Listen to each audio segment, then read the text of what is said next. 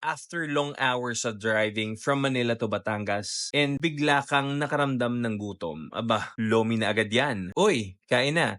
Sabay ka na sa amin and become a fat finder too. Kapag usapang pagkain at nasa Batangas ka or balak natin pumuntang Batangas, syempre, isa ang lomi sa mga ino-offer sa iyo ng mga Batanggenyo. Walang problema kung bigla kang nag-crave ng lomi sa Batangas. Halos lahat ng kanto dito sa Batangas ay may available na lomi na i-offer sa inyo. Ating puntahan ang isa sa mga kilalang lomi house dito sa Ibaan, ang Lucel Grace Lomi House na located sa Barangay Lapu-Lapu, Ibaan, Batangas. Malimit itong daanan ng mga biyaherong galing at papuntang Star Toll. At syempre, marami ding dumadayong mga lokal dito. Usual lomi house style yung kainan nila. Yung parang karinderya lang din. Pwede kayong kumain dito sa loob or kahit sa alfresco nila. Dumating kami mga bandang 1:20 ng hapon and di nga ganun kabisi ang lugar. They will serve first yung usual combination ng sibuyas, toasted bawang, kalamansi at sili. To prepare our sausawan, nagpipiga kami ng kalamansi, nilalagyan namin ng toyo, dinudurog ang sili, tapos hinahalo-halo ito and ito na ang pinakamalasang toyo mansi na the best partner ng ating lomi. Medyo mabilis din silang mag-serve, like 10 to 15 minutes. Ang bilis nun ha. Isa sa mga in-order namin ay ang solo chicken chami na double toppings na worth 155 pesos. May kasamang homemade kikiam, fresh atay, itlog ng pugo, rebosado, at chicharon. And kaldo, perfect for our chami. Tamis anghang ang pansit na ito. And not recommended sa mga maselan sa maanghang kasi medyo may kaanghangan yung version ng chami nila. Masarap yung pansit but we're not a fan of the chicken na kasama nito. But still a great dish. Umorder din kami ng small lomi, double toppings worth 110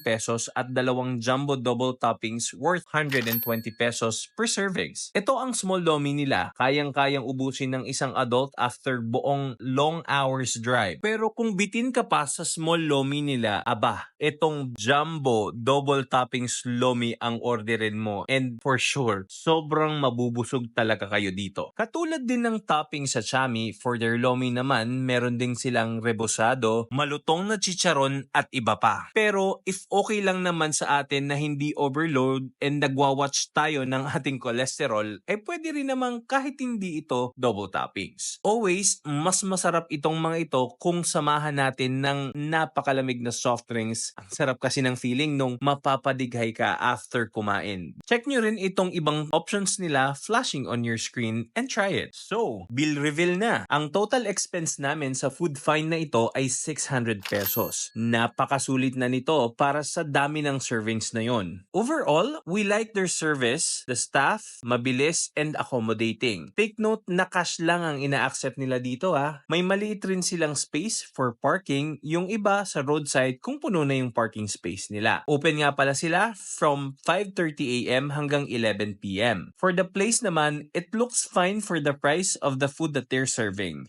However, it might not be ideal for those who are not used to this type of dining environment as it can be a bit casual. Given the rainy season, there are some insects around, madaming langaw. Pero if you want, pwede ka rin namang mag-dine sa loob para mas konti. The place feels a bit warm due to the limited number of electric fans and their comfort rooms could use a bit of attention. For us, mas masarap talaga ang lomi nila compared sa ilang natikman namin dito sa Ibaan, Batangas. Double toppings man or hindi. Pero may isa pa kaming lomian na dinadayo rin and pupuntahan natin yan. Abangan nyo sa next upload namin soon. That's it, finders. Bye-bye!